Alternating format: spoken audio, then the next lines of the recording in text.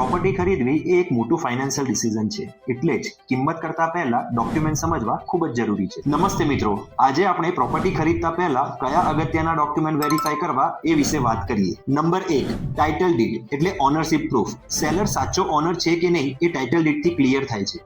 Clear ownership વગર property ખરીદવી એ risky બને છે. Number 2, ownership chain verification. પ્રોપર્ટીની ઓનરશિપ હિસ્ટ્રી ક્લિયર હોવી જરૂરી છે. ક્લિયર હિસ્ટ્રી એ ફ્યુચરમાં થનારા લીગલ ઇશ્યુને ટાળે છે. Number 3, એન્કમ્બરન્સ certificate. પ્રોપર્ટી ઉપર કોઈ લોન, કેસ કે બોજો નથી તે સ્પષ્ટ કરે છે.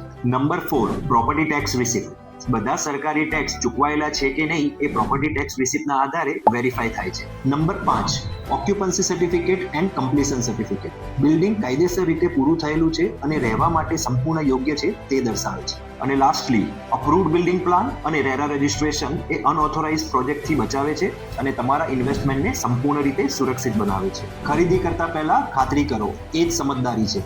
આવી જ રિયલ એસ્ટેટ અંગેની માહિતી માટે આજે જ ગો ઇઝી પ્રોપર્ટી કન્સલ્ટન્સીને ફોલો કરો.